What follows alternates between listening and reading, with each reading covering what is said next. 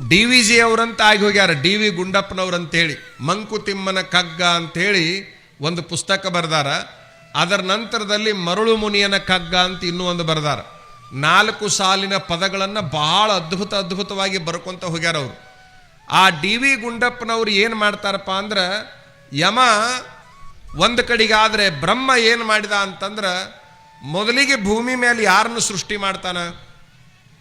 84 ಲಕ್ಷ ಜೀವರಾಶಿಗಳದಾವಂತೇಳಿ ಒಂದು ಲೆಕ್ಕಾಚಾರ ಇದೆ ಭೂಮಿ ಮೇಲೆ. ಹಂಗಾದ್ರೆ ಯಾರನ್ನು ಸೃಷ್ಟಿ ಮಾಡ್ತಾನ ಮೊದಲು ಅಂತಂದ್ರೆ, ಈ ಭೂಮಿ ಮೇಲೆ ಯಾರನ್ನೂ ಹುಟ್ಟಿಸೋಕ್ಕಿಂತ ಮೊದಲು ನರಿಯನ್ನ ಸೃಷ್ಟಿ ಮಾಡ್ತಾನೆ.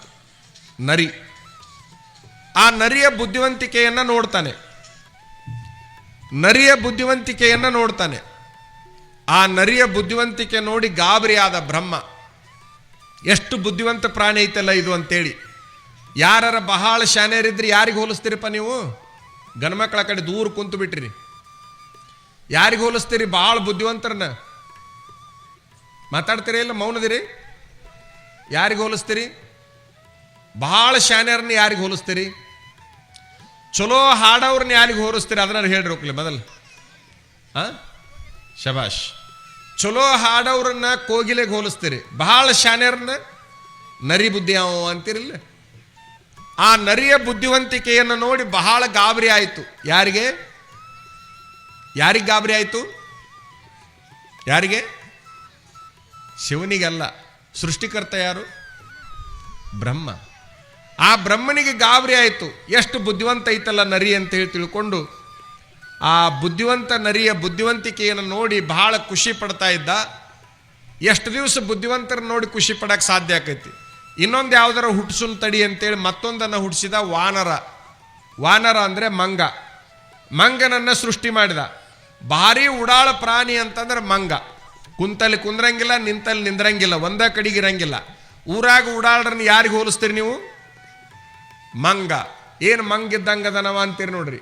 ಉಡಾಳರನ್ನ ಮಂಗನಿಗೆ ಹೋಲಿಸ್ತೀರಿ, ಶಾನ್ಯರನ್ನ ನರಿಗೆ ಹೋಲಿಸ್ತೀರಿ. ಏನಾಯಿತು ಅಂತಂದ್ರೆ ಮಂಗ ಬಹಳ ಉಡಾಳತನ ಮಾಡ್ತಿತ್ತು. ಬ್ರಹ್ಮನಿಗೆ ಬಹಳ ಖುಷಿ ಆಯಿತು.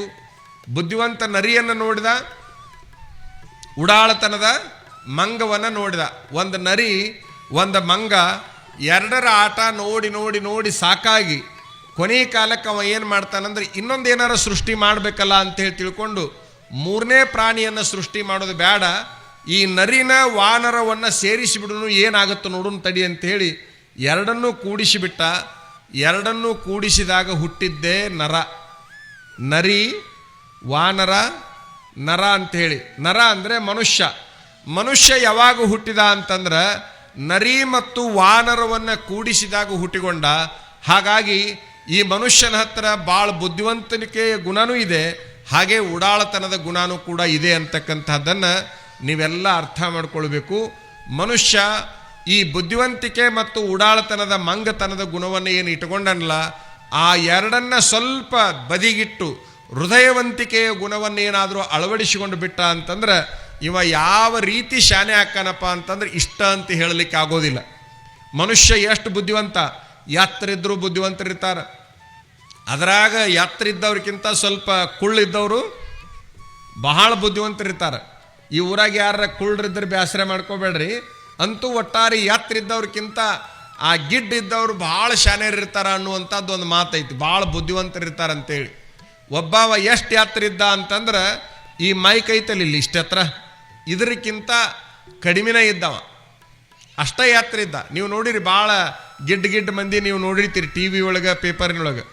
ಇದಕ್ಕಿಂತ ಅರ್ಧ ಫೂಟ್ ಕಡಿಮೆ ಇದ್ದ. ಇದಕ್ಕಿಂತ ಅರ್ಧ ಫೂಟ್ ಕಡಿಮೆಗಿದ್ದ. 25 ವರ್ಷ ಆಗಿತ್ತು. ಮತ್ತು ಮದುವೆ ಮಾಡ್ಬೇಕಂತ ಅವನಿಗೆ ಮದುವೆ ಮಾಡಿದ್ರು. ಅವನಿಗೆ ಮದುವೆ ಎಷ್ಟು ಎತ್ತರದ ಹೆಣ್ಮಗಳನ್ನು ಮಾಡಿದ್ರು ಅಂತಂದ್ರೆ 5 ಫೂಟ್ ಇದ್ದಾಕಿನ ಮಾಡಿದ್ರು. 5 ಫೂಟ್ ಇದ್ದಾಕಿ 2 ಫೂಟ್ ಇದ್ದವನು ಮದುವೆ ಆಗ್ಯಾಳ. ಮದುವೆ ಆದ 2 ವರ್ಷಕ್ಕೆ ಒಂದು ಹುಟ್ಟಿತು. ಮತ್ತೊಂದು 2 ವರ್ಷಕ್ಕೆ ಮತ್ತೊಂದು ಹುಟ್ಟಿತು. ಮತ್ತೊಂದು 2 ವರ್ಷಕ್ಕೆ ಮತ್ತೊಂದು ಹುಟ್ಟಿತು. ಒಟ್ಟು ಎಷ್ಟಾದವು? 3 ಮಕ್ಕಳಾದವು. ಇಷ್ಟ ಗಿಡ್ಡಿದ್ದವನಿಗೆ 3 ಮಕ್ಕಳಾದವಲ್ಲ.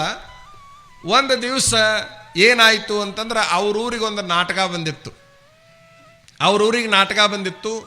ಓಣಿ ಒಳಗೆ ಎಲ್ಲ ಜನ ನಾಟಕಕ್ಕೆ ಹೋಗಬೇಕು, ಹೆಣ್ಮಕ್ಳೆಲ್ಲ ನೋಡಕ್ಕೆ ಹೋಗಬೇಕು, ಗಂಡ್ಮಕ್ಳೆಲ್ಲ ನೋಡಕ್ಕೆ ಹೋಗಬೇಕು ಅನ್ನೋ ಟೈಮ್ನೊಳಗೆ ಇವನ ಹೆಂಡತಿಗೆ ಓಣಿ ಒಳಗಿನ ಗೆಳತಿಯರೆಲ್ಲ ಹೇಳಿದರು, ಏನು ಆ 3 ಮಕ್ಕಳನ್ನ ಗಂಡನ ಕಟ್ಕೊಂಡು ಬರೇ ಮನಾಗಿರ್ತಿದ್ವಿ, ಇವತ್ತೊಂದು ದಿವ್ಸ ನಾಟಕ ನೋಡಕ್ಕೆ ಹೋಗೋನು ಬಾ ಅಂದರು.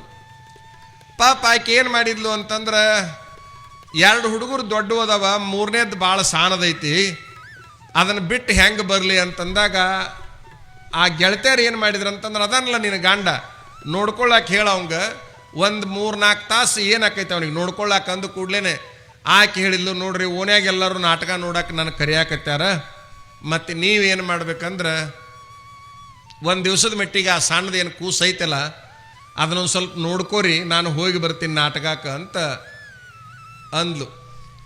ಇದನ್ನೆಲ್ಲ ಕೇಳಿಸಿಕೊಂಡು ಅವ ಹ್ಞೂ ಅಂದವ, ಏನು ಬ್ಯಾಡ ಅನ್ಲಿಲ್ಲ, ಏನೋ ಇಲ್ಲ ಆಯ್ತು ಹೋಗಂದ.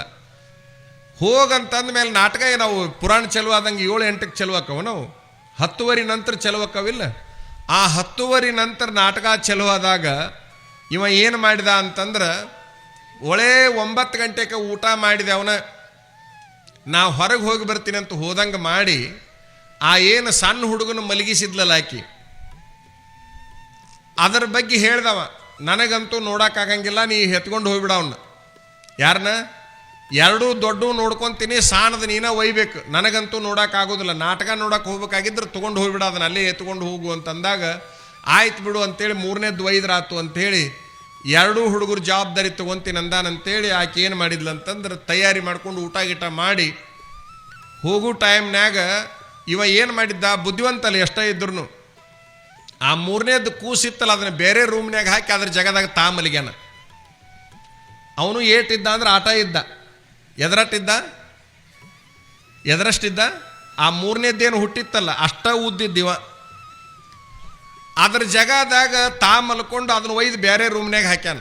ಬುದ್ಧಿವಂತ ಆಕಿ ಅವರೆಲ್ಲರೂ ಓನೇನವ್ರು ಬಾ ನೀ ಬರವಲ್ಲಿಲ್ಲ ಅಂತ ಮನೆ ಮುಂದೆ ನಿಂತು ಕರೆಯುವಾಗ ಅವಸರದ ಗಬಕ್ಕನ ಅದನ್ನ ಹೊತ್ಕೊಂಡ್ಲು, 3ನೇದ್ದಿದ್ದು ಅಂತೇಳಿ ತಿಳ್ಕೊಂಡು.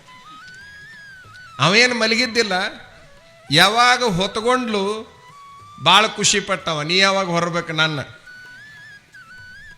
ಆಕೆ ಕೂಸು ಮಾಡಿ ಆಕೆ ಹೊತ್ಕೊಂಡಾಳ, ಹಂಗೆ ಹಾಸಿಗೆ ಸಮೇತ ಹಿಂಗೆ ಚದಾರ ಸಮೇತ ಹೊತ್ಕೊಂಡಾಳ. ಪಾಡ ಆತಂದವ, ಸೀದಾ ಅದೇನು ಹೇಳ್ಬೇಕಾಗೈತಿ, 3ನೇದು ಹೇಳಂಗಿಲ್ಲ ಬಿಡಂಗಿಲ್ಲ, ಈಕಿನ ಕೂಡ ಹೋಗಿ ನಾಟಕ ನೋಡ್ಕೊಂಡು ಬಂದ್ರಾತು ಅಂತೇಳಿ. ಯಾವಾಗ ಹೊರಗೆ ಹೋದ್ಮೇಲೆ ನಾನು ಅಂತೇಳಿ ಹೇಳಬೇಕಿಲ್ಲ, ಅಲ್ಲಿ ಸುಮ್ಮನೆ ಅದಾನ, ನಾಟಕ ಟಾಕೀಜಿಗೆ ಹೋದ್ರು ಸುಮ್ಮನೆ ಅದಾನ, ಎಲ್ಲ ಕಡೆಗೆ ಸುಮ್ಮನೆ ಅದಾನಲ್ಲ. ಹೋಗಿ ನಾಟಕ ನೋಡುವಾಗೂ ಸುಮ್ಮನೆ ಅದಾನ, ಕೇಳ್ಕೊಂತ ಮಲ್ಕೊಂಡಾನಲ್ಲಿ. ಆಕೆ ತೊಡಿ ಮೇಲೆ ಮಲಗಿಸ್ಕೊಂಡಾಳ. ಯಾರನ್ನ? ಅವನು ತೊಡಿ ಮೇಲೆ ಮಲಗಿಸ್ಕೊಂಡಾಳ. ಈ ನಾಟಕದೊಳಗೆ ಸಿನಿಮಾದೊಳಗೆ ಅರ್ಧದಾಗ ಎದ್ದು ಹೋಗ್ತಾರಲ್ಲ, ಏನಂತಾರ ಅದಕ್ಕೆ, ಒಮ್ಮೆ ವಿರಾಮ ಅಂತ ಬಿಡ್ತಾರಲ್ಲ, ಆ ವಿರಾಮ ಅಂತ ಬಿಟ್ಟ ಟೈಮ್ನೊಳಗೆ ಆಕೆ ಏನು ಮಾಡಿದ್ಲು ಅಂತಂದ್ರೆ, ಮಗ್ಗಲು ಕುಂತು ಗೆಳತಿಯರಿಗೆ ಹೇಳಿದ್ಲು, ನಾನೊಂದು ಸ್ವಲ್ಪ ಅವಸರದಾಗ ಹಂಗೆ ಬಂದೀನಿ, ಸರಿಯಾಗಿ ಉಂಡಿಲ್ಲ, ನಿಮ್ಮ ಅವಸರಕ್ಕೆ ಹಂಗೆ ಬಂದುಬಿಟ್ಟೀನಿ, ನಾನೊಂದು ಸ್ವಲ್ಪ ಹೊರಗೆ ಹೋಗಿ ಏನಾರ ಬಜಿ ತಿಂದು ಬರ್ತೀನಿ, ನೀವು ಬರ್ತೀರಿ ಅಂದಾಗ ನಾವು ಹೊಟ್ಟೆ ತುಂಬ ಉಂಡು ಬಂದೀವಿ, ನಾವು ಅಲ್ಲಿ ಅಂದ್ರೆ ಅವ್ರಿಗೆ ಗೆಳತಿಯರು, ನಾ ಹೋಗಿ ಬರ್ತೀನಿ, ಇದು ನಾನು ಕೂಸು ಎತ್ತಿಗೋರಿ ಅಂದ್ಲು ಆಕೆ. ಅವಾಗಾರ ಕೂಸಲ್ಲ ನಾನಂತ ಹೇಳ್ಬೇಕು ಬೇಡವ, ಹೇಳೇ ಇಲ್ಲ. ಬುದ್ಧಿವಂತ ಎಷ್ಟ ಇದ್ರು ಏನು ನಡೀತಿತ್ತು ನಡೀಲಿ ಅಂತ ಹಂಗೆ ಸುಮ್ಮನೆ ಅದಾನ. ನಿನ್ನ ಮಕ್ಕಳಾದ್ರಷ್ಟ, ನನ್ನ ಮಕ್ಕಳಾದ್ರಷ್ಟ ಅಂದು ನೋಡು, ಅವು ಮಗ್ಗಲು ಕುಂತು ಬಡ ಕೊಟ್ಲು. ಯಾರನ್ನು ಕೊಟ್ಟಾಳ? 3ನೇ ಕೂಸು ಕೊಟ್ಟಿಲ್ಲ, 3ನೇ ಕೂಸು ಕೊಟ್ಟವನು ಕೊಟ್ಟಾಳ. ಹಂಗ ಮನುಷ್ಯ ಎಷ್ಟು ಬುದ್ಧಿವಂತ ಇರ್ತಾನೆ, ಏನೇನು ಮಾಡ್ತಾನೆ. ಯಾವಾಗ ಪಾಪ ಅವು ನಿನ್ನ ಮಕ್ಕಳು ಬೇರೆ ಅಲ್ಲ, ನನ್ನ ಮಕ್ಕಳು ಬೇರೆ ಅಲ್ಲ ಅಂತೇನು ಓನೇನು ಹೆಣ್ಮಕ್ಳು ಇದ್ವಲ್ಲ, ಎತ್ಕೊಂಡಿದ್ವಲ್ಲ, ಈಕಿನ ಮಕ್ಕಳು ಸಣ್ಣ ಇದ್ರು ಭಾಳ ಚಂದ ಅದಾವ ಅಂತೇಳಿ ಗಲ್ಲದ ಮೇಲೆ ಕೈ ಆಡಿಸಿದ್ವು ಅವಂಗ.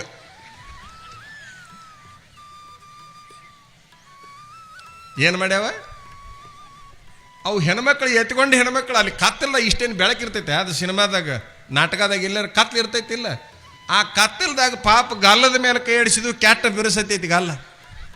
ಕೂಸಿನ ಗಲ್ಲ ಮ್ಯಾತು ಹೂವು ಇದ್ದಂಗೆ ಇರ್ತಾವ, ಇದ್ರದ್ದು ನೋಡಿದ್ರೆ ಎಮ್ಮಿ ಚರ್ಮ ಇದ್ದಂಗಿತ್ತು. ಇದೇನಿದು ಇಷ್ಟ ಕುಂಡ ಬಿರುಸೈತಿ ಹುಡುಗರ ಗಲ್ಲ ಅಂತ ತೆಗೆದು ನೋಡ್ತಾವ ಇವ ಜೊಕಮಾರ.